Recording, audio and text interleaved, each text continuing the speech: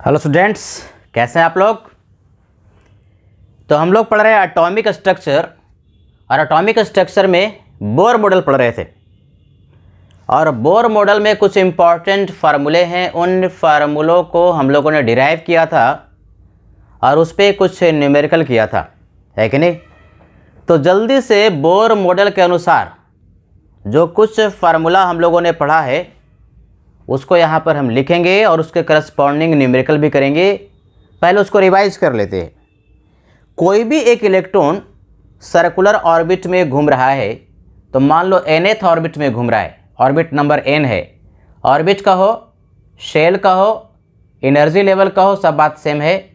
तो nth orbit में electron घूम रहा है तो उसका रेडियस कितना होगा उस ऑर्बिट का। इलेक्ट्रॉन जो घूम रहा है उस ऑर्बिट में किस वेलोसिटी से घूम रहा है और उसकी एनर्जी कितनी होगी। तीन फार्मूला हम लोगों ने पढ़ा है, तो जल्दी से उसको हम लोग रिवाइज करते हैं। देखो भाई, पहला फार्मूला रेडियस के लिए, फार्मूला यहाँ पर लिखते हैं। क्या formula? 0.529 n square upon Z angstrom में। n क्या है? Orbit number. जेड क्या है? Atomic number. पहला फार्मूला एकदम कंठस्थ याद कर लेना है जो हम फार्मूला लिख रहे हैं, जिनको डेरिवेशन करवाया था। दूसरा फार्मूला वेलोसिटी के लिए, इलेक्ट्रॉन की वेलोसिटी nth ऑर्बिट में क्या भाई? तो 2.19 इंटू 10⁻⁶ जेड अपॉन n। ये किस में? मीटर पर सेकेंड में। दूसरा फार्मूला, जेड क्या है? Atomic number. n क्या है? Orbit number. तो वेलोसिटी के लिए फार्मूला है।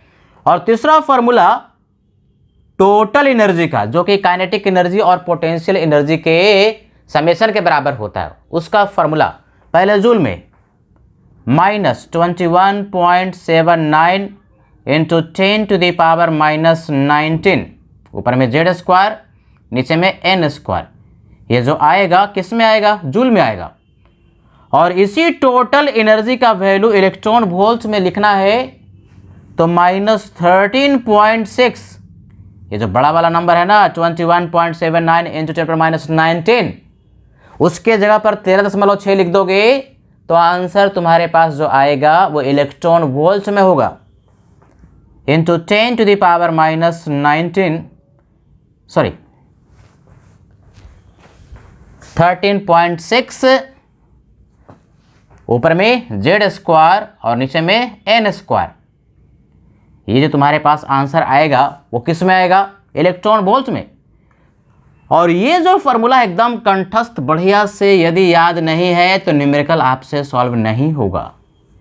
अगर टोटल एनर्जी आपने इस फार्मूले से कैलकुलेट कर लिया, काइनेटिक एनर्जी पूछे तो टोटल एनर्जी जो कैलकुलेट किया उसके माइनस साइन को खा जाना, साइन को हटा देना, माइनस साइन को, तो काइनेटिक एनर्जी हो जाएगा। और टोटल एनर्जी में 2 से मल्टीप्लाई कर देना तो वो पोटेंशियल एनर्जी के बराबर हो जाएगा। तो इतने फार्मूले पर न्यूमेरिकल हम लोगों ने लास्ट क्लास में किया था। एक अभी मैं न्यूमेरिकल जो लूँगा उसमें इन सारे फार्मूला का यूज आएगा, नोट कीजिए इसको।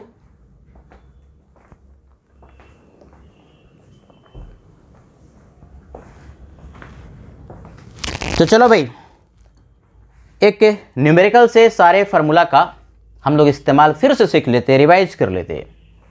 एक क्वेश्चन है,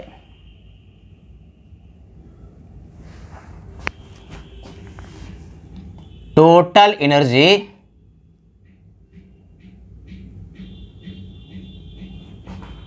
of an electron in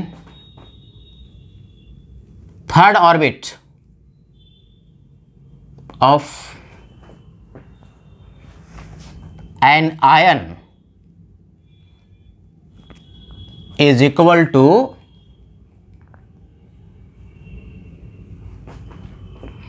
-13.6 electron volt. यह स्टेटमेंट हो गया।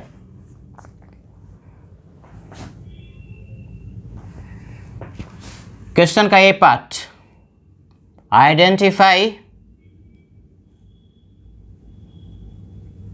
the ion आयन को आइडेंटिफाई करना है। अगर एटॉमिक नंबर मिल गया तो आयन आइडेंटिफाई हो गया। क्या दिया? टोटल एनर्जी का वैल्यू दे दिया क्वेश्चन में। किस में दिया? जूल में दिया कि इलेक्ट्रॉन वोल्ट वाला दिया? इलेक्ट्रॉन वोल्ट वाला दिया। इलेक्ट्रॉन वोल्ट में क्या फार्मूला आपको टोटल एनर्जी का याद है? देखो यहाँ लिखा है -13.6 Z²/n²। इलेक्ट्रॉन वोल्ट में टोटल एनर्जी का वैल्यू दिया हुआ है, एन का वैल्यू दिया है थर्ड ऑर्बिट, तीसरे ऑर्बिट के लिए। जेड हमको नहीं पता। अरे भैया यहाँ से जेड तुमको पता चल गया, और अगर जेड पता चल गया तो एटॉमिक नंबर पता चल गया, और एटॉमिक नंबर से हम एटम को पहचान सकते हैं। जो एटम होगा वही आयन होगा। तो चलो एक एक क्वेश्चन करते हैं। Identify the ion. कौन सा आयन है भाई? तो फार्मूला टोटल एनर्जी का हमने लिखा वही वाला। देखो उधर हमने लिख दिया -13.6 Z²। यही तो नहीं पता। नीचे में क्या? n²। n का वैल्यू कितना? थर्ड ऑर्बिट है, तो n इक्वल टू कितना हो गया? 3। तो n का वैल्यू 3, तो 3 3 आई 9, 3 का स्क्वायर है कि नहीं? और एक क्वेश्चन में दे दिया कि टोटल एनर्जी जो है -13.6 इलेक्ट्रॉन वोल्ट है। ये दोनों आपस में कैंसिल आउट होकर के Z² इक्वल टू 9 आया, तो Z का वैल्यू कितना आ गया? 3 के बराबर। यानी एटॉमिक नंबर 3। किसका एटॉमिक नंबर 3 होता है बच्चे? हाइड्रोजन का होता है, हीलियम का होता है कि लिथियम का होता है? लिथियम का। इसीलिए आपने पहचान लिया कि जो एटम है लिथियम है। तो आयन क्या हमने बताया है कि ये जो बोर मॉडल है ना, ऐसे स्पेसिस यानी ऐसे एटम या ऐसे आयन के लिए वैलिड है जिसके पास एक ही इलेक्ट्रॉन है। लिथियम के पास तो 3 इलेक्ट्रॉन है, 2 निकालना पड़ेगा ना। तो आयन क्या हो गया? Li+2। 3 इलेक्ट्रॉन था, 2 प्लस कर दिया मतलब 2 इलेक्ट्रॉन निकल गया, तो उसके पास एक ही इलेक्ट्रॉन बचा। तो आंसर हो गया पहले क्वेश्चन ए पार्ट का, जो आयन है Li+2 है कि नहीं? जेड का वैल्यू मिल गया। जेड भी पूछ सकता था कि जेड का वैल्यू क्या है, तो जेड का वैल्यू 3 के बराबर हुआ। एक क्वेश्चन हुआ, नोट करो।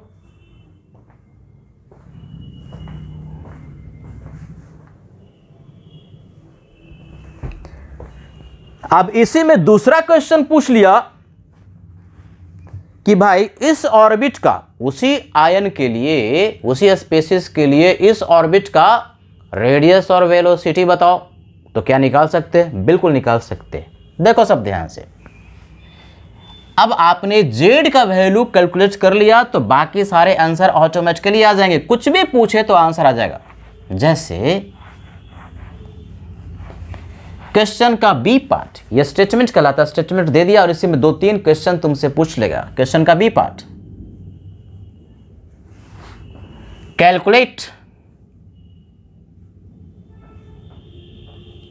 Radius of its fourth orbit and velocity of electron in fourth orbit। यानी कि इसी आयन के चौथे ऑर्बिट में जो इलेक्ट्रॉन घूम रहा होगा उसका वेलोसिटी बताओ और चौथे ऑर्बिट का रेडियस बताओ। जेड तो तुमको मिल गया ना, कैसे करोगे? अब चूंकि जेड का वैल्यू आपको मिल गया 3 के बराबर, अभी सॉल्व किया है 5 में, है कि नहीं? अब इस क्वेश्चन के लिए कहता है कि चौथे ऑर्बिट का, तो एन का वैल्यू इस क्वेश्चन के लिए कितना हो गया? 4। अरे यही तो आइडेंटिफाई करना रहता है फॉर्मूला में। कोई भी फॉर्मूला, जो 4 फॉर्मूला लिखे हैं उस फॉर्मूला में वेरिएबल क्या है? जेड और एन।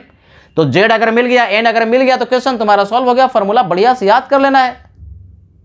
इतनी बार मैं कह रहा हूं कि फॉर्मूला तो याद हो ही जाना चाहिए। तो क्या पूछता है? रेडियस। क्या फॉर्मूला? 0.529 n²/z। ये फॉर्मूला। n², 4 चौका 16, जेड का वैल्यू 3। ये किस में आएगा? एंगस्टन में। यानी रेडियस चौथे ऑर्बिट का आपको मिल गया, है ना? इंटरेस्टिंग। और क्या पूछा? वेलोसिटी।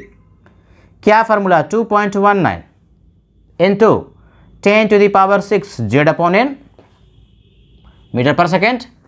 जेड का वैल्यू 3, एन का वैल्यू 4। ये हो गया किसमें, मीटर पर सेकेंड में। यूनिट भी ध्यान रखना है कि जो फार्मूला डिराइव आपने किया उसका यूनिट किसमें है, रेडियस वाला एंगस्ट्रम में और वेलोसिटी वाला मीटर पर सेकेंड में। यानी ऐसे क्वेश्चन में जिसमें कि एक वैल्यू दिया हुआ है, वहां से अगर ऑर्बिट नंबर भी दिया तो जेड निकाल लोगे, एटॉमिक नंबर निकाल लोगे। और एक बार एटॉमिक नंबर निकल गया तो इन सारे फार्मूले के हेल्प से जो भी पूछता है, रेडियस पूछता है तो रेडियस, वेलोसिटी पूछता है तो वेलोसिटी, एनर्जी पूछता है तो एनर्जी आपको मिल जाएगा। नोट करो।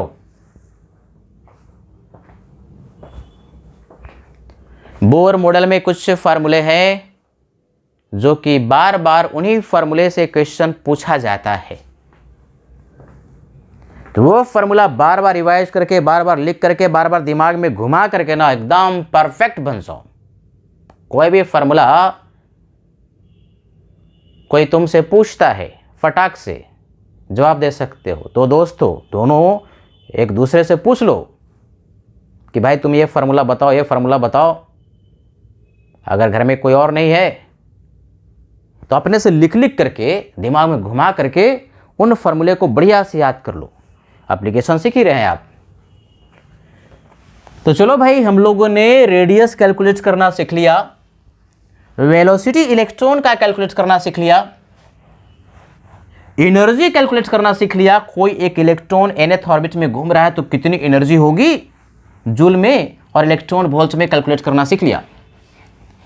एनर्जी का एक और यूनिट होता है अर्ग, वो भी याद कर लेना, कभी कभी आंसर अर्ग में दिया हुआ रहता है।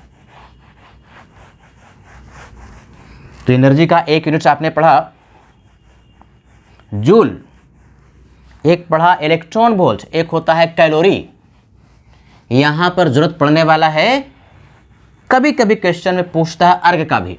सबसे ज्यादा इस्तेमाल होगा इलेक्ट्रॉन वोल्ट, फिर जूल, और कभी कभी क्वेश्चन में आंसर अर्ग में भी देता है कि नहीं। तो देखो 10 का पावर 7 अर्ग, ये यूनिट है एनर्जी का, 1 जूल के बराबर होता है। जूल को शॉर्ट फॉर्म में जे भी लिखते हैं, है कि नहीं। ये कभी कभी यूज होता है, तो इसको भी आपको याद कर लेना है। चलो भाई, अब हम लोग सीखेंगे कि कोई एक इलेक्ट्रॉन जो है किसी एक ऑर्बिट में था और दूसरे ऑर्बिट में जाता है, लोअर से हायर में, तो एनर्जी एब्जॉर्ब करेगा कितना, एनर्जी डिफरेंस के बराबर। या हायर से लोअर में लौटता है तो एनर्जी रेडिएट करेगा, एमिट करेगा रेडिएशन के फॉर्म में, कितना, एनर्जी डिफरेंस के बराबर। यानी एक ऑर्बिट से दूसरे ऑर्बिट के बीच का एनर्जी का डिफरेंस, ये कैलकुलेट करना आपको बढ़िया से आना चाहिए। तो सीखते हैं भाई, calculation of difference in energy between two energy levels. ये एनर्जी लेवल क्या, एनर्जी लेवल कहो, ऑर्बिट नंबर कहो, शेल नंबर कहो, सब बात सेम है। तो देखो अभी हम लोग क्या सीखेंगे, difference in energy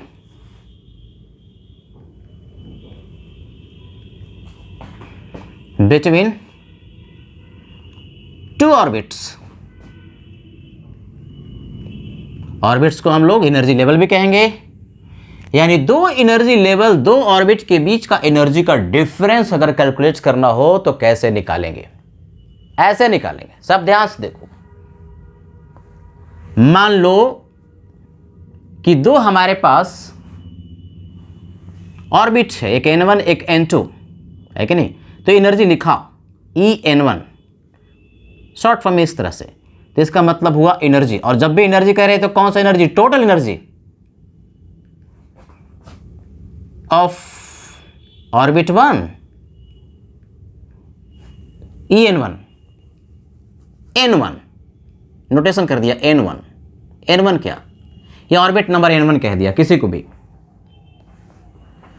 similarly En2 क्या, ये भी एनर्जी है ऑफ ऑर्बिट या एनर्जी लेवल, ऑर्बिट नंबर क्या, N2। तो En1 और En2, N1 को भी N1 इस तरह से लिखते हैं 1 नीचे में। तो En1 En2 का मतलब समझ आया, एनर्जी है एक N1 ऑर्बिट का और दूसरा N2 ऑर्बिट का। N1 जनरली छोटा होगा, N2 बड़ा होगा, तो इसको हम लोग ई लो भी कहते हैं, एनर्जी लो, ई लो मतलब लोअर एनर्जी लेवल में जो इलेक्ट्रॉन है उसकी एनर्जी, और इसको हम लोग कभी कभी ई हाई भी कहते हैं, हायर एनर्जी लेवल में जो इलेक्ट्रॉन है, क्योंकि नॉर्मली क्या होगा, N2 जो होगा N1 से बड़ा होगा। और यहां पर ये भी मैं लिख दे रहा हूं कि N2 जो होगा वो बड़ा होगा किससे, N1 से। तो N2 अगर बड़ा है N1 से तो N2 वाला एनर्जी को ई हाई कह दिया, और N1 छोटा है तो उसका एनर्जी को ई लो कह दिया। यानी energy in lower energy level, energy in higher energy level, ये नोटेशन का एक तरीका होता है। अब आपको एनर्जी का वैल्यू nth ऑर्बिट के लिए लिखने आता है, क्या फॉर्मूला, जूल वाला पहले लिख लेते हैं, -21.79 इंटू 10⁻⁻19, ऊपर में z², नीचे में n², बस n को क्या कह दिया, n1 कह दिया, तो n1 का स्क्वायर है कि नहीं। सिमिलरली En2, चलो यहीं पर लिखते हैं, En2 का मतलब क्या, एनर्जी N2 ऑर्बिट का फार्मूला -21.79 इंटू 10⁻⁻19। अब ये किस में लिख रहे हो, ये भी होना चाहिए ना याद, ये जूल में हुआ, ऊपर में क्या, z², z तो सेम ही होगा, एटम सेम है तो, और ऑर्बिट नंबर N2 तो N2 का स्क्वायर, और ये जो लिखे हो इसका यूनिट क्या होगा, जूल।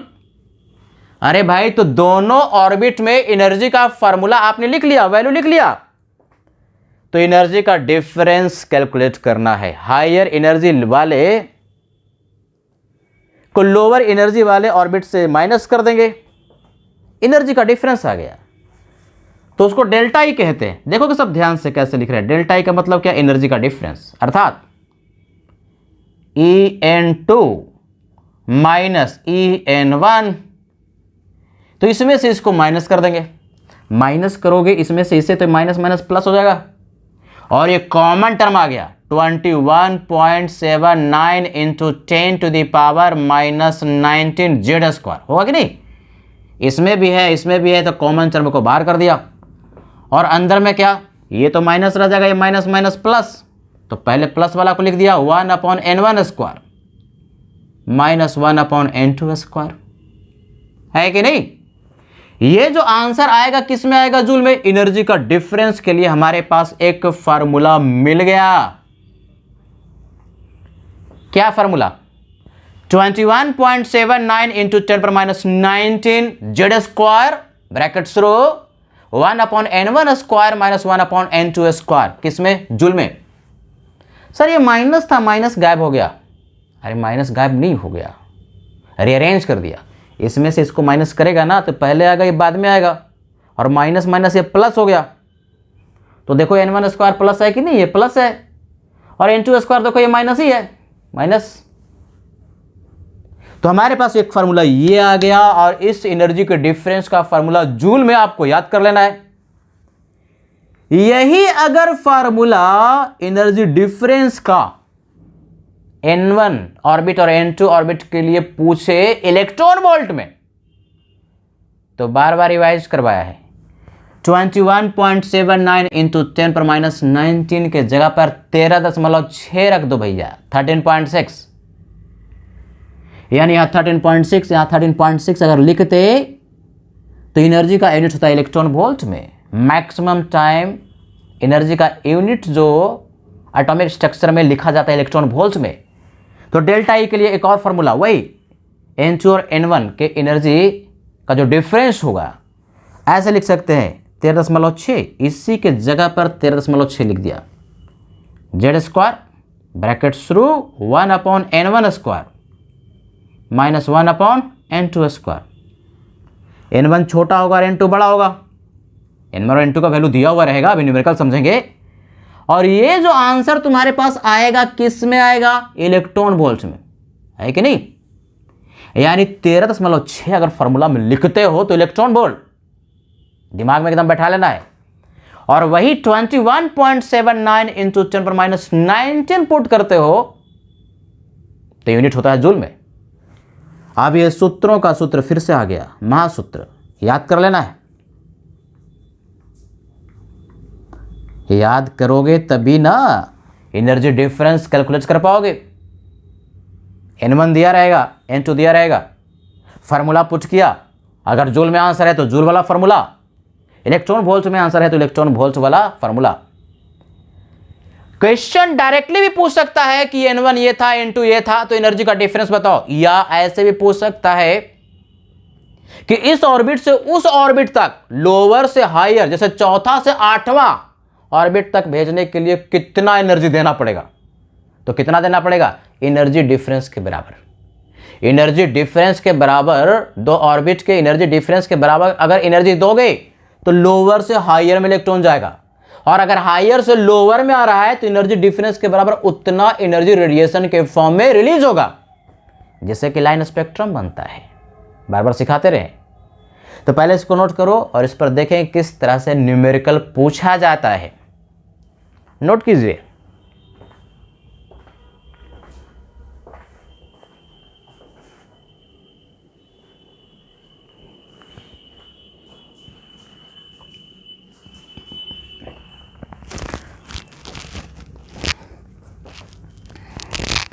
तो भाइयों अब हम लोग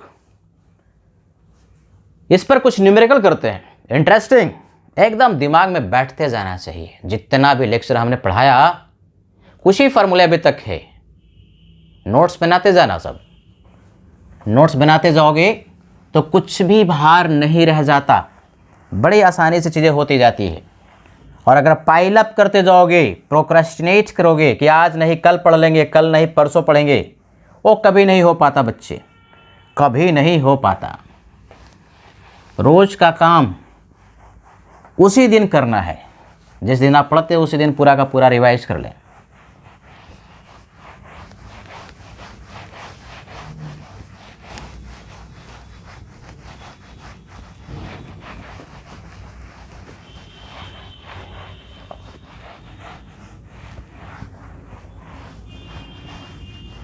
चलो समझते हैं कुछ न्यूमेरिकल से। क्वेश्चन नंबर 1 एकदम सिंपल। पहले क्वेश्चन लेते हैं, calculate difference in energy.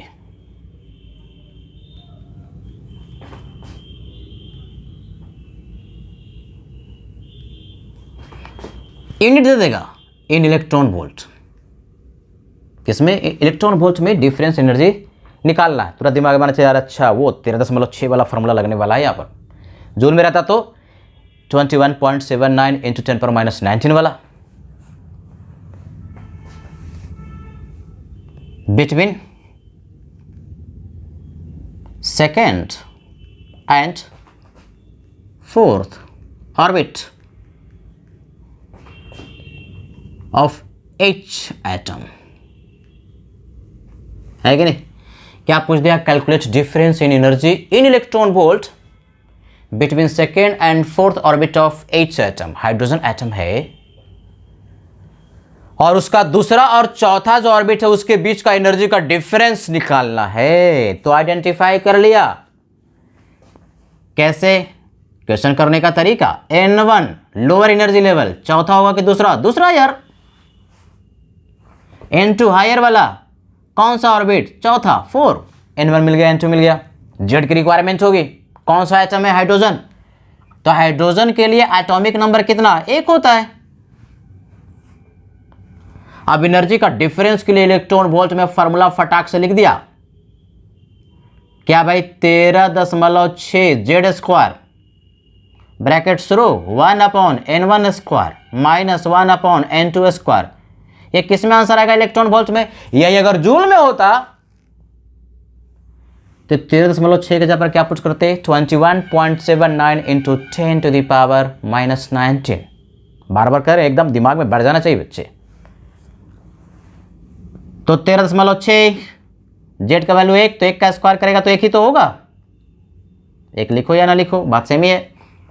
1/n1 का स्क्वायर, n1 कितना? 2, तो 2 दूना 4, माइनस 1/n2 का स्क्वायर, n2 कितना? 4, तो 4 चौका 16 इलेक्ट्रॉन वोल्ट में आएगा। बाकी तो तुमको एलसीएम अगर लेने आता है, ये 16 हो गया, 4 चौका 16 माइनस 1, यानी basically 13.6 multiplied by 3 and divide by 16। ये आंसर किस में हो गया? इलेक्ट्रॉन वोल्ट में। यानी कि एनर्जी का डिफरेंस क्वेश्चन में इलेक्ट्रॉन वोल्ट में पूछा, तुम्हारे पास आंसर आ गया। और यही एनर्जी का डिफरेंस का आंसर जूल में होता तो 13.6 की जगह पर सिर्फ आप पुट करते 21.79 गुने 10 का पावर -19, आंसर आता। तो यही हो गया। अब इसी क्वेश्चन में यह भी पूछ सकता था कि ऑर्बिट नंबर 2 से ऑर्बिट नंबर 4, एनर्जी लेवल 2 से एनर्जी लेवल 4 पर इलेक्ट्रॉन को भेजना है, तो कितना एनर्जी उसको चाहिए? एनर्जी डिफरेंस के बराबर। एनर्जी डिफरेंस के बराबर उसी को पूछने का तरीका है। एनर्जी डिफरेंस के बराबर ही या तो इलेक्ट्रॉन को एनर्जी देना पड़ता है अगर लोअर से हायर में गया, और हायर से लोअर में आएगा तो एनर्जी रिलीज करेगा। कितना? एनर्जी डिफरेंस के बराबर। नोट करो।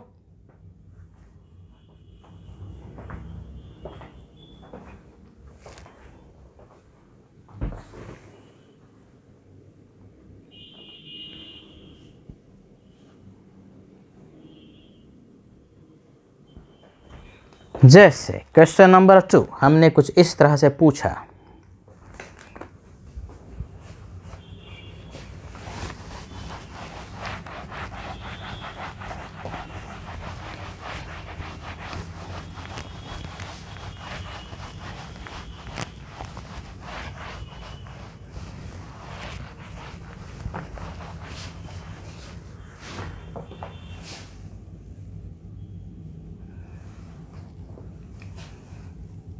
calculate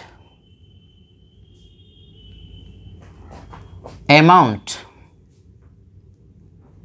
of energy required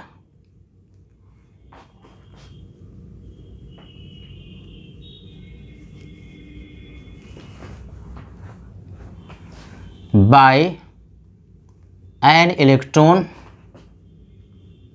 in ground state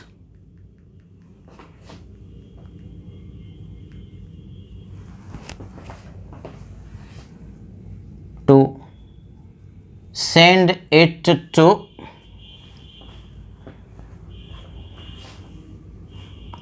fourth excited state in He+। अब उसी क्वेश्चन को थोड़ा घुमा करके पूछ रहा है, उसी कॉन्सेप्ट पे क्वेश्चन है। क्या पूछता है? Calculate amount of energy. Amount of energy का मतलब मैग्नीट्यूड पूछ रहा है, कितना एनर्जी देना पड़ेगा। अब इसमें यूनिट नहीं लिखा कि इलेक्ट्रॉन वोल्ट में है कि जूल में है, तो 4 ऑप्शन रहता है ना, 4 ऑप्शन में लिखा रहेगा कि इलेक्ट्रॉन वोल्ट की जूल में है कि नहीं। Required by an electron in ground state, तो ग्राउंड स्टेट का मतलब बहुत पढ़ाया था पीछे लास्ट क्लास में ही। जैसे ही ग्राउंड स्टेट कह दिया ना, ऑर्बिट नंबर नहीं लिखा, तो ग्राउंड स्टेट का मतलब ऑर्बिट नंबर 1, ये लोअर एनर्जी लेवल हो गया n1, यानी ऑर्बिट नंबर 1 ग्राउंड स्टेट का मतलब। To send it to fourth excited state, direct question नहीं है, सीधे सीधे पुट करेगा तो गड़बड़ा जाएगा। फोर्थ एक्साइटेड स्टेट, बहुत बार सिखाते रहा हूं, फोर्थ एक्साइटेड स्टेट अर्थात ऑर्बिट नंबर क्या? जो भी एक्साइटेड स्टेट कहे ना उसमें एक जोड़ देना है, तो वो ऑर्बिट नंबर होता है। फोर्थ एक्साइटेड स्टेट कहा बच्चे, तो इसका मतलब ऑर्बिट नंबर हो गया 4 + 1 यानी कि 5। ग्राउंड स्टेट का मतलब 1। सेकेंड एनर्जी लेवल है तो उसको फर्स्ट एक्साइटेड स्टेट कहते हैं। अगर फोर्थ एक्साइटेड स्टेट की बात करेगा तो उसमें एक जोड़ दोगे। कोई भी एक्साइटेड स्टेट की बात करें ना तो उसमें एक जोड़ देना, तो वही ऑर्बिट नंबर होगा, एन का वैल्यू होगा। तो लोअर एनर्जी लेवल मिल गया ग्राउंड स्टेट, n = 1 और n = 5। n2 का वैल्यू ये n1 छोटा n2 बड़ा, और एनर्जी डिफरेंस के बराबर ही एनर्जी देना पड़ता है। क्वेश्चन सॉल्व हो गया। यानी बेसिकली इनडायरेक्टली तुमसे डेल्टा E पूछ लिया, तो इलेक्ट्रॉन वोल्ट में मान लो क्या आंसर दिया हुआ है, मैक्सिमम टाइम इलेक्ट्रॉन वोल्ट में आंसर रहता है। क्या फार्मूला 13.6, बार बार लिख देना है फार्मूले को, Z² 1/n1² - 1/n2²। और Z का वैल्यू क्या, इसके लिए Z का वैल्यू क्या, हीलियम है तो हीलियम का एटॉमिक नंबर 2। हीलियम का एटॉमिक नंबर कितना, 2। Z का मतलब क्या, एटॉमिक नंबर। फार्मूले में पुट कर देंगे, इलेक्ट्रॉन वोल्ट में आंसर आएगा। और यही अगर ऑप्शन जूल में होता, देखो बार बार सिखा रहे ना, जूल में होता तो 13.6 के जगह पर क्या होता, 21.79 × 10⁻19। तो चलो मान लिया कि इलेक्ट्रॉन वोल्ट में है, दोनों में ही निकाल लेंगे। 13.6, Z का वैल्यू 2, तो 2 दूना 4। 1/n1 ग्राउंड स्टेट, तो 1 का स्क्वायर 1 ही होगा, माइनस 1/n2, n2 कितना 5, 25 इलेक्ट्रॉन वोल्ट में। इसको सॉल्व करेगा तो 13.6 × 4, 25 में से 1 जाएगा तो 24 n/25। ये आंसर तुम्हारे पास इलेक्ट्रॉन वोल्ट में होगा। यानी इतनी एनर्जी इलेक्ट्रॉन वोल्ट में हमें देना पड़ेगा। और यदि यही आंसर हो गया, आंसर हुआ किसमें, इन इलेक्ट्रॉन वोल्ट, और यही अगर आंसर 4 ऑप्शन जूल में लिखा रहता तो कोई बात नहीं बच्चे, बस 13.6 की जगह पर 21.79 × 10 का पावर -19 कर देना। बाकी जैसे आया ×4 × 24/25। ये आंसर जो आता किस में आता, जूल में। तो दोनों ही आंसर करेक्ट है, ये जूल में हो गया और ये इलेक्ट्रॉन वोल्ट में, तो ये आंसर हुआ इन जे का मतलब क्या, जूल। नोट करो।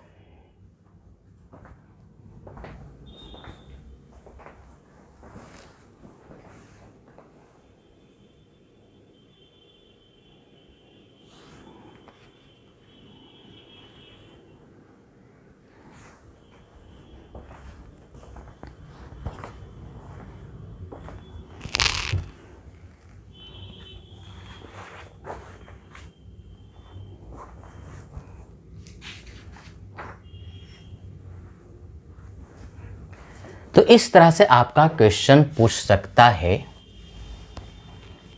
अब इसी में थोड़ा और क्या वेरिएशन ला सकता है क्वेश्चन में, वो देखोगे।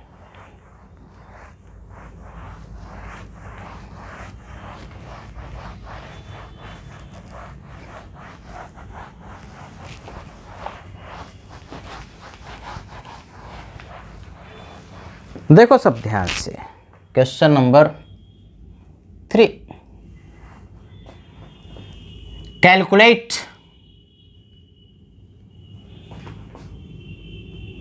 Amount of energy. यहां पर मेंशन कर दिया इलेक्ट्रॉन वोल्ट में, रिलीज्ड। जैसे रिलीज देखा ना, इसका मतलब हायर एनर्जी लेवल से लोअर एनर्जी लेवल में इलेक्ट्रॉन लौट रहा होगा। When an electron returns from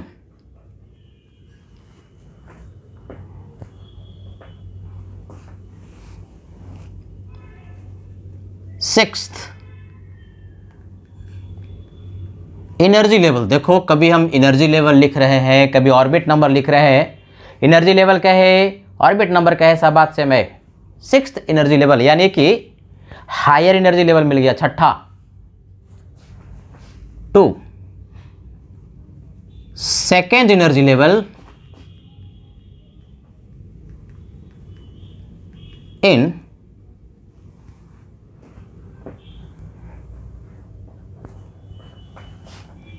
Li+2 ion.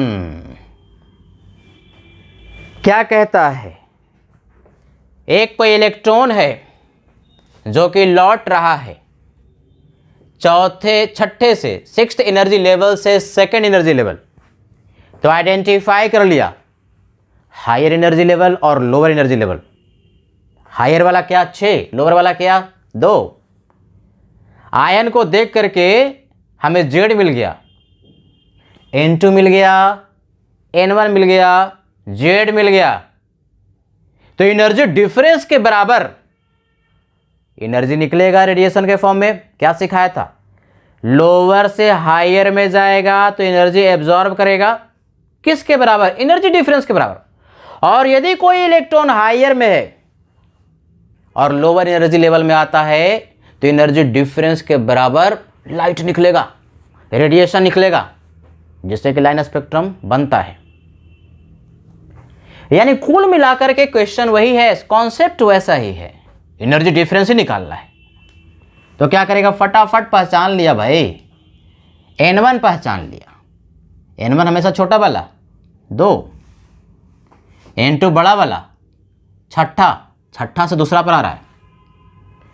और लिथियम है तो जेड का वैल्यू लिथियम के लिए कितना? 3 के बराबर। एटॉमिक नंबर लिथियम का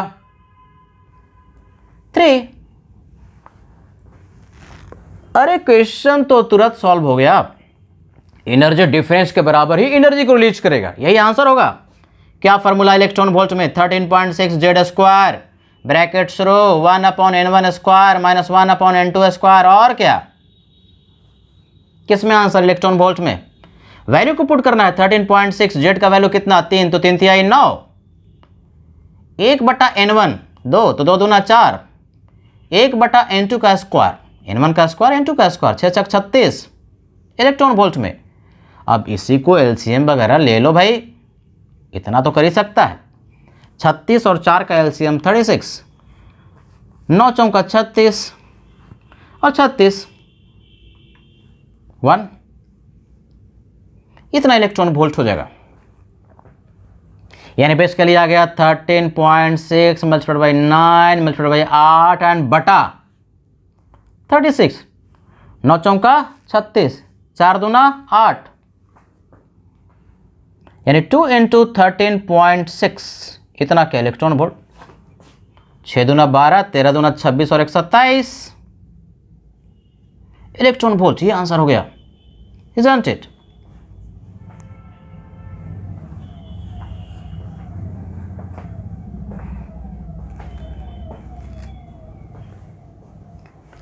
तो उसी कॉन्सेप्ट पर घुमा घुमा करके क्वेश्चन तुमसे पूछ सकता है। लोअर में है, हायर में जा रहा है, तो कितना एनर्जी देना पड़ेगा?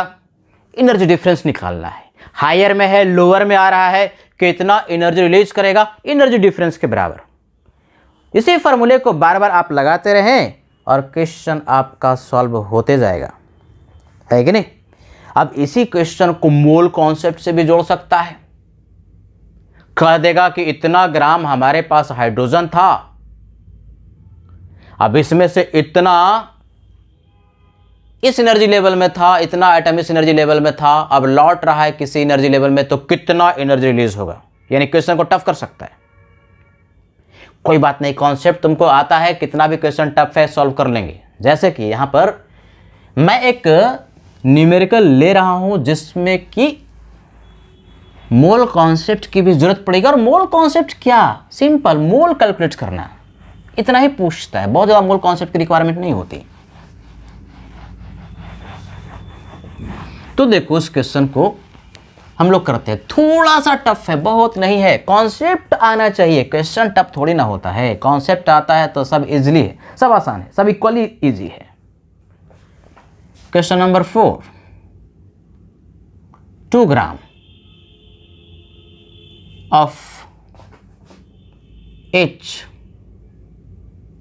atoms are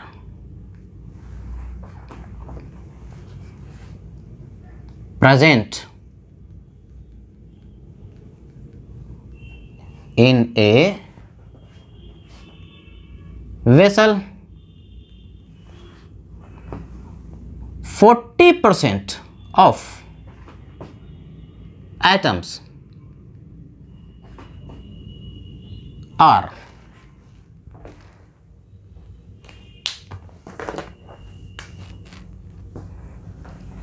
in fourth orbit। देखो 40% of atoms in fourth orbit ऐसे ही बोलता है।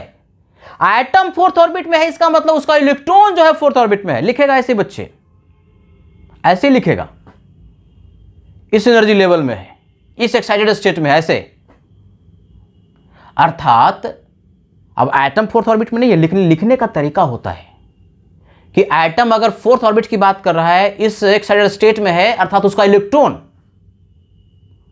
क्योंकि कुछ बच्चा बोलेंगे सर ये एटम ऑर्बिट में कैसे हो सकता? एटम ऑर्बिट में नहीं है, लिखने का तरीका होता है कि एटम का ऑर्बिट में उसमें कह रहा है इस एक्साइटेड स्टेट में है, अर्थात उसका इलेक्ट्रॉन उस ऑर्बिट में या उस एक्साइटेड स्टेट में, उस एनर्जी लेवल में है। इसका अर्थ ये होता है। तो लिखेगा एटम ही, लेकिन उसका अर्थ क्या है? उसका electron.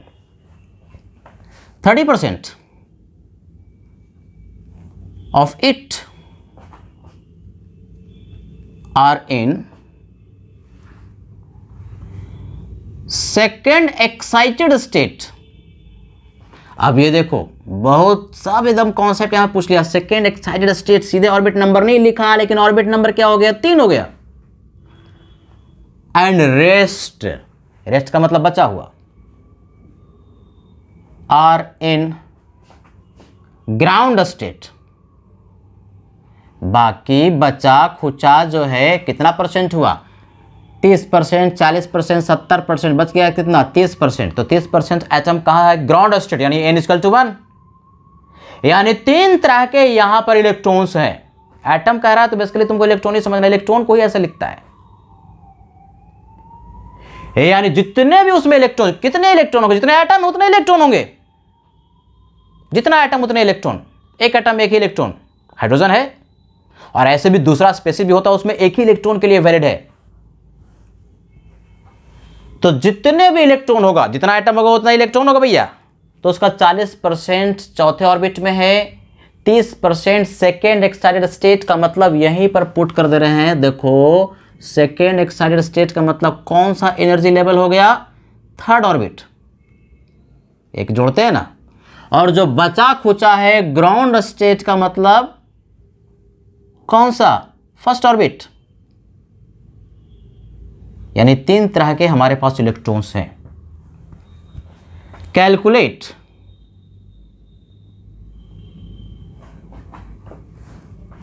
Total energy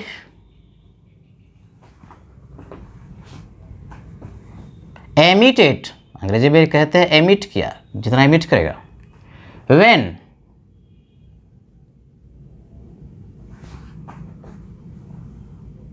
all electrons return to ground state. अब ये लग रहा है कि थोड़ा सा हैवी क्वेश्चन हो गया। अरे कुछ भी हैवी नहीं होता, पहले क्वेश्चन को समझते हैं। 2 ग्राम दिया एटम, उतना ही इलेक्ट्रॉन होगा जितना एटम, एक एटम एक ही इलेक्ट्रॉन है हाइड्रोजन का। क्या कैलकुलेट कर लोगे? सबसे पहले नंबर ऑफ एटम्स। कैसे? मोल निकालोगे। एटॉमिक मास हाइड्रोजन का 1 होता है, डिवाइड करेगा 2 को 1 से, तो कितना मोल हो गया? 2 मोल। फिर एटम की संख्या 2 गुने Na, तो 2Na हो गया। ऐसे दिमाग में सोच लेना, 2Na क्या हो गया? एटम्स। तो 2Na इलेक्ट्रॉन ही होगा, जितना एटम उतना इलेक्ट्रॉन, 2Na। तो 2Na का 40% चौथे ऑर्बिट में, 2Na का 30% तीसरे ऑर्बिट में, और 2Na का जो बच गया कितना परसेंट बच गया? 30%। 40, 30, 70 बच गया 30%, तो 30% ग्राउंड स्टेट यानी फर्स्ट ऑर्बिट में। यानी नंबर ऑफ इलेक्ट्रॉन्स तुम्हारे पास मिल गए कि किस ऑर्बिट में कितने इलेक्ट्रॉन है। अब कहता कितना एनर्जी निकलेगा यदि इलेक्ट्रॉन जितने हैं सारे इलेक्ट्रॉन लौटते हैं ग्राउंड स्टेट। तो ग्राउंड स्टेट वाला तो ऑलरेडी ग्राउंड में है, वो कहां लौटेगा? ग्राउंड स्टेट वाला तो ग्राउंड में है, वो तो वही रहेगा। तो कौन लौटेगा? जो हायर में है। कौन हायर में है? एक चौथे में, एक तीसरे में है। तो चौथा वाला भी ग्राउंड स्टेट में आएगा और तीसरा वाला भी ग्राउंड स्टेट में आएगा। तो एनर्जी क्या होगा? रिलीज होगा। एक इलेक्ट्रॉन का तुमको आता है निकालने, अरे तो एक का आता है तो इतने का कितना? उतने से गुना कर देंगे जितना इलेक्ट्रॉन है। तो दो तरह का इलेक्ट्रॉन है, एक चौथा पर और एक तीसरा पर। तो चौथा से भी एक पर आएगा और तीसरा से भी एक पर आएगा। दोनों का एनर्जी जो एमिट होगा, दोनों को जोड़ देंगे तो टोटल एनर्जी तुम्हारे पास मिल जाएगा। देखो हम क्या कह रहे हैं, पहले निकाल लेते हैं कितने तुम्हारे पास एटम्स है। बढ़िया से देखोगे, ऐसा क्वेश्चन कहां पूछता है? आईआईटी एडवांस वगैरह में पूछता है। तो पहले क्या निकाल लेना है? Number of mole. किसका? एच एटम का। ये कैसे निकालोगे?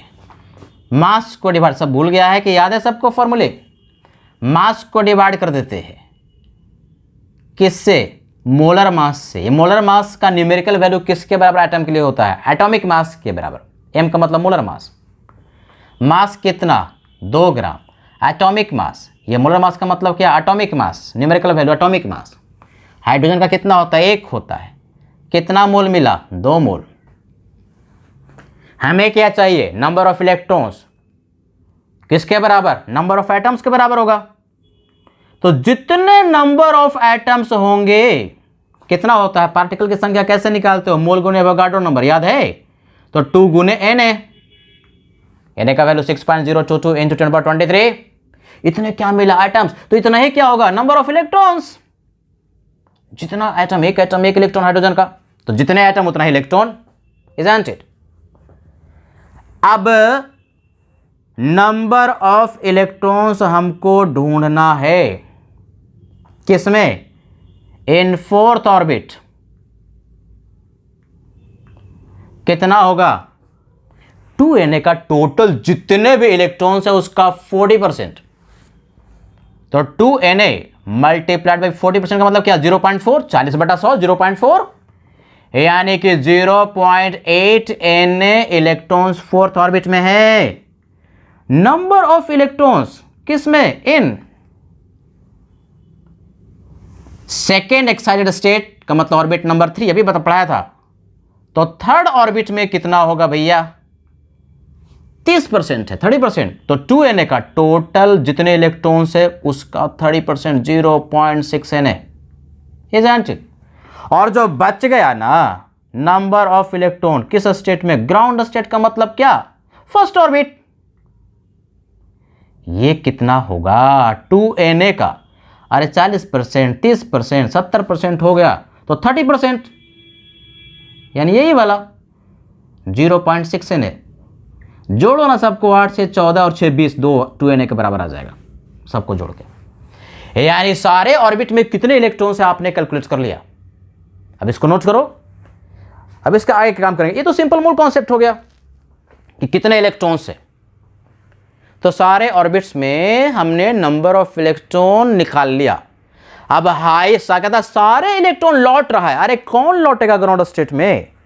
जो ग्राउंड स्टेट के ऊपर में है, यानी 4th ऑर्बिट वाला, 3rd ऑर्बिट वाला ग्राउंड स्टेट में लौटेगा। जो ग्राउंड स्टेट में है वो ऑलरेडी ग्राउंड में है, वो कहां लौटेगा? हम धरती पर है और धरती पर आना है तो कहां जाएंगे? धरती पर ही है, कहां जाएंगे? तो ग्राउंड स्टेट वाला ग्राउंड स्टेट में ही रहेगा। अब आपको पता चल गया कि 0.8 Na है, 0.6 Na है, 0.6 Na है। तो एनर्जी कितना एमिट होगा, है कि नहीं? तो अब इसको हम मिटा देते हैं। क्वेश्चन अब तुमको समझ में आ गया।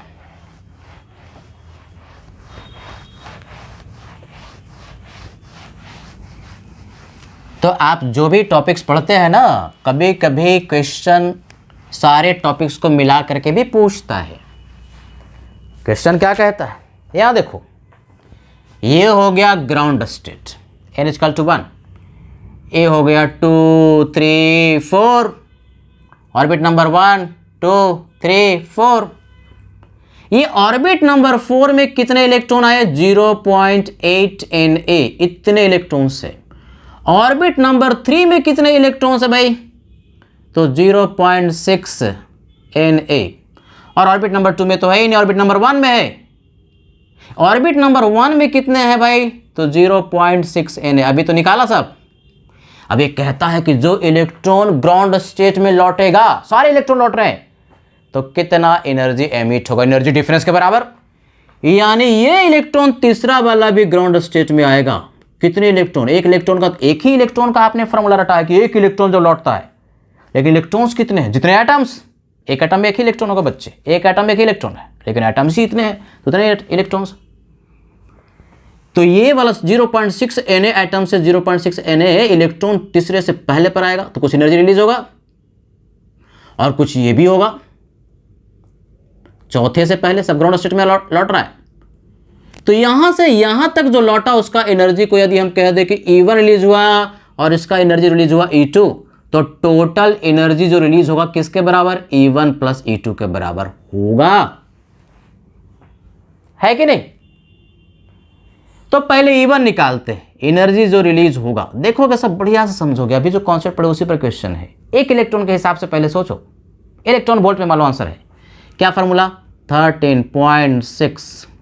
एटम कौन है? हाइड्रोजन, तो Z², देखो हम फार्मूला लिख दे रहे हैं 13.6, डेल्टा ई का क्या? Z², 1/n1² माइनस 1/n2², ये फार्मूला होता है ना।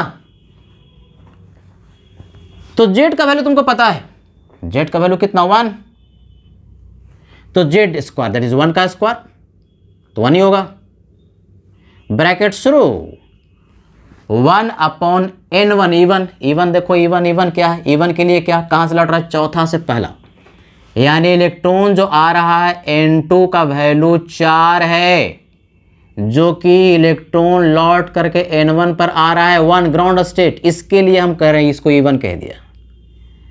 1/n1², तो 1 हो जाएगा, माइनस 1/n2², 4 चौका 16।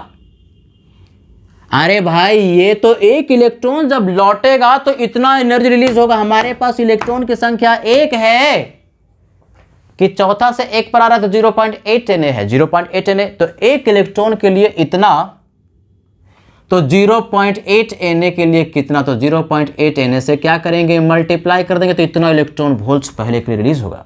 सिंप्लीफाई कर लेंगे ना, 13.6, और ये हो जाएगा 15/16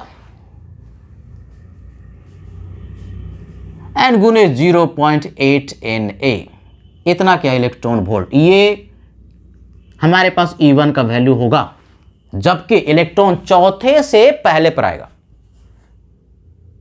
है कि नहीं?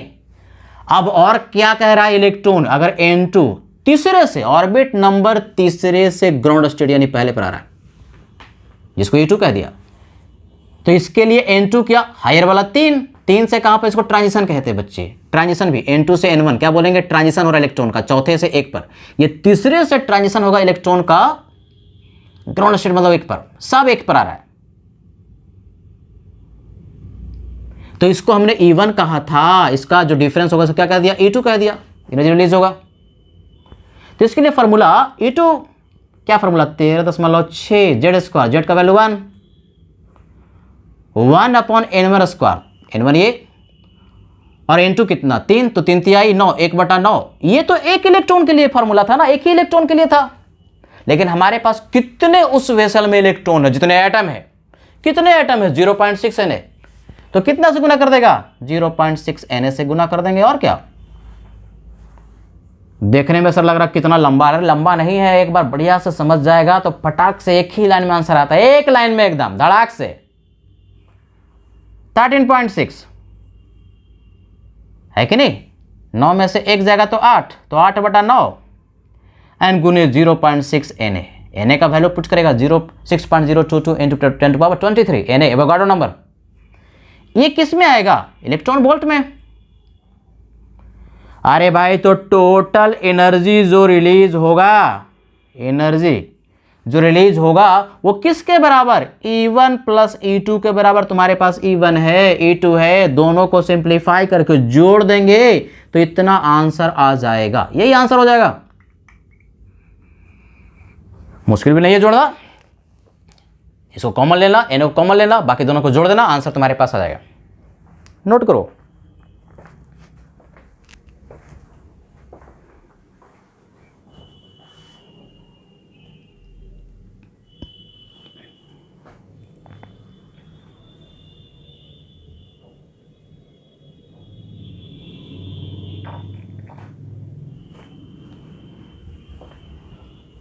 समझ में आया ना क्या किया, क्या फर्क था। इसके पहले वाले क्वेश्चन में एक एक इलेक्ट्रॉन के लिए था, अब यहां पर एक इलेक्ट्रॉन नहीं बल्कि बहुत सारा इलेक्ट्रॉन है। कितना इलेक्ट्रॉन है भाई, तो जितने एटम, कैसे एटम निकाला, मास को एटॉमिक मास से डिवाइड कर दिया तो नंबर ऑफ मोल मिला, Na से गुना कर दिया तो नंबर ऑफ एटम मिला, जितने एटम उतने इलेक्ट्रॉन। तो एक इलेक्ट्रॉन के लिए इतना, ये तो निकालने तुमको आता ही है ना, ये तो आता है। अब जितने इलेक्ट्रॉनों से गुना कर दिया, ये तो आता ही है, जितने इलेक्ट्रॉनों से गुना कर दिया कितना एनर्जी रिलीज करेगा। जबकि हायर से, जो भी हायर में है, सारे इलेक्ट्रॉन लौट रहे हैं कहां, ग्राउंड स्टेट से। ग्राउंड स्टेट में कौन लौटेगा, जो हायर में है। कौन हायर में है, चौथा वाला और तीसरा वाला। ग्राउंड वाला तो ग्राउंड में ही है, वो कहां लौट के जाएगा, उसके करस्पॉन्डिंग कोई एनर्जी रिलीज नहीं हो, क्योंकि जा ही नहीं रहा। आंसर तेरे पास आ गया, है कि नहीं, इंटरेस्टिंग। अब इन्हीं कॉन्सेप्ट्स में से कुछ कॉन्सेप्ट और भी हैं जिसको कि हम लोग समझते हैं, इनऑर्गेनिक केमिस्ट्री में भी पढ़ोगे, आयोनाइजेशन एनर्जी वगैरह, लेकिन वहाँ मल्टी इलेक्ट्रॉन के लिए पढ़ोगे। ये मल्टी इलेक्ट्रॉन के लिए बोर मॉडल वैलिड नहीं है।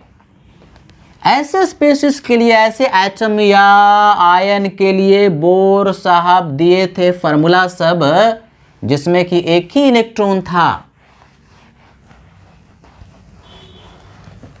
तो इसी फार्मूला को इस्तेमाल करके एक टर्म आता है आयोनाइजेशन एनर्जी। देखोगे सब ध्यान से, कैलकुलेशन ऑफ आयोनाइजेशन एनर्जी, आइए कहेंगे आयोनाइजेशन एनर्जी होता क्या है। तो पहले तो इसका हम डेफिनेशन लिख रहे हैं। It is defined as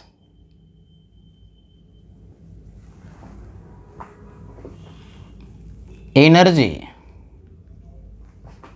required by an electron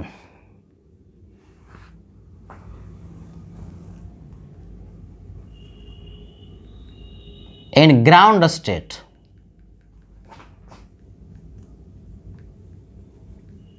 such that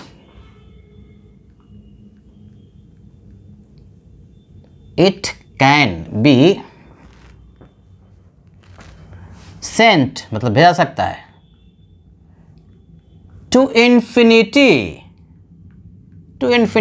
मतलब एटम के बिल्कुल बाहर। कहता है आयोनाइजेशन एनर्जी वो एनर्जी है जो कि एक इलेक्ट्रॉन को ग्राउंड स्टेट में चाहिए। ग्राउंड स्टेट का मतलब ऑर्बिट नंबर 1। ऑर्बिट नंबर 1 में इलेक्ट्रॉन था और उसको निकाल करके इनफाइनाइट पर भेज देना है, यानी ऑर्बिट नंबर इनफाइनाइट अर्थात क्या, एटम से बाहर, जिस पर के न्यूक्लियस का कोई प्रभाव नहीं है। तो जितना एनर्जी देना पड़ेगा जिससे कि इलेक्ट्रॉन ग्राउंड स्टेट से निकल करके इनफाइनाइट पर चला जाए, उसको हम लोग कहते हैं आयोनाइजेशन एनर्जी। भाषा में आई, अर्थात कितना एनर्जी देना पड़ेगा यार, एनर्जी डिफरेंस के बराबर। एक इलेक्ट्रॉन को किसी दूसरी एनर्जी लेवल में भेजना हायर में, तो एनर्जी डिफरेंस के बराबर देना पड़ता है।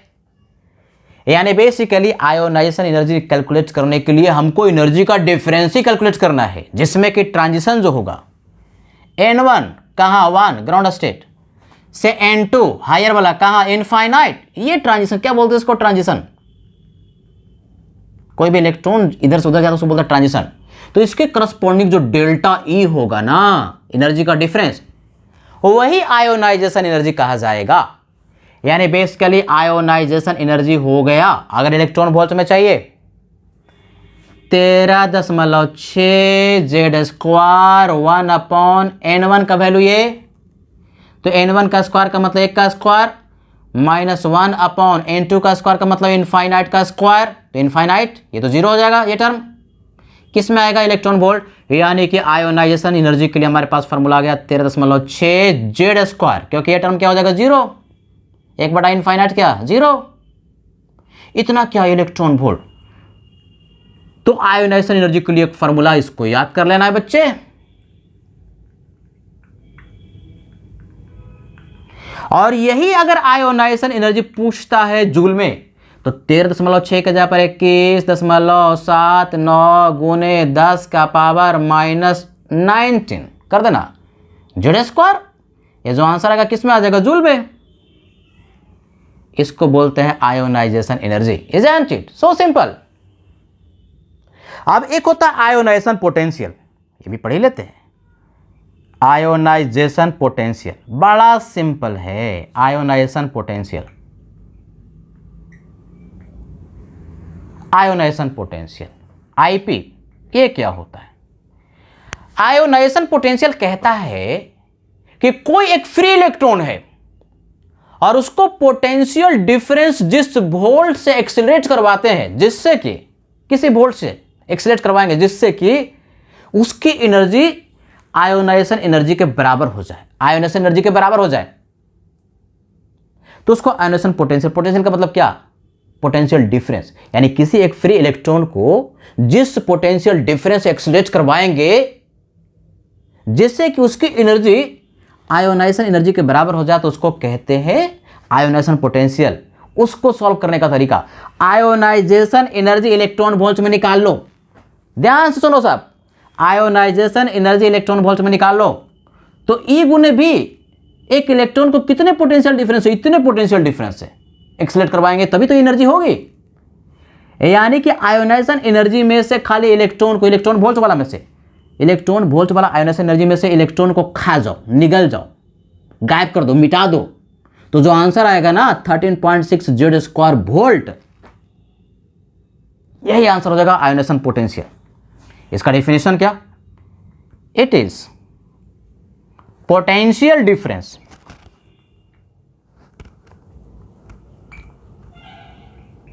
it is potential difference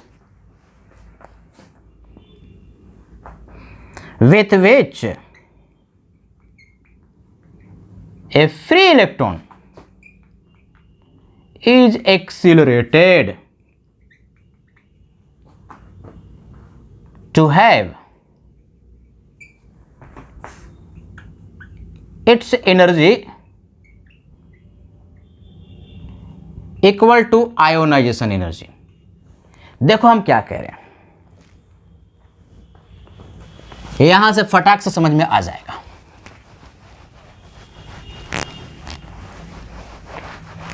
for example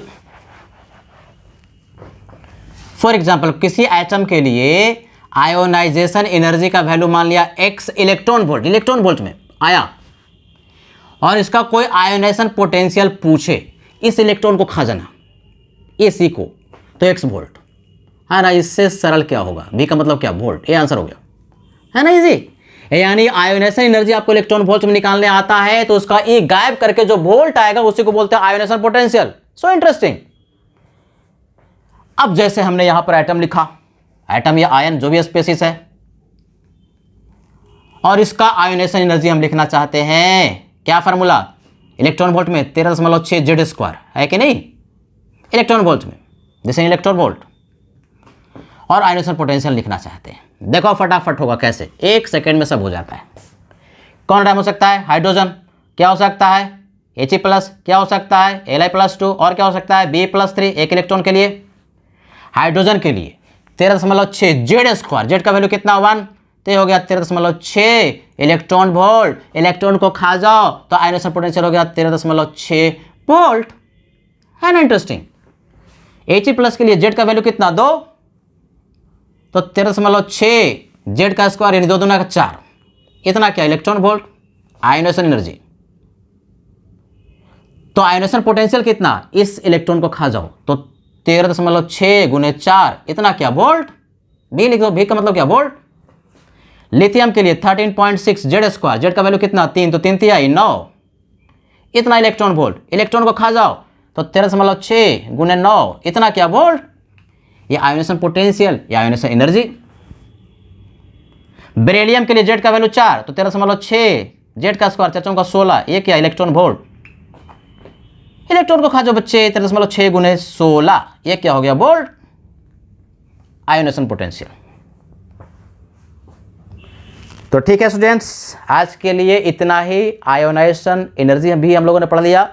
तो आज के लेक्चर में याद रखने वाली बात, बेसिकली अभी तक जितना भी पढ़ा बोर मॉडल में, उसमें याद रखने वाली बात, रेडियस बढ़िया से याद कर लेना, वेलोसिटी बढ़िया से याद कर लेना, एनर्जी बढ़िया से याद कर लेना, और एनर्जी का डिफरेंस जो आज पढ़ा 13.6, अभी तक लिख रहे हैं 13.6 जेड स्क्वायर ब्रैकेट शुरू 1/n1 square minus 1/n2 square electron volt में, और 13.6 के जगह पर 21.79 गुने 10 का पावर -19 करेगा तो आंसर जूल में आएगा, है कि नहीं।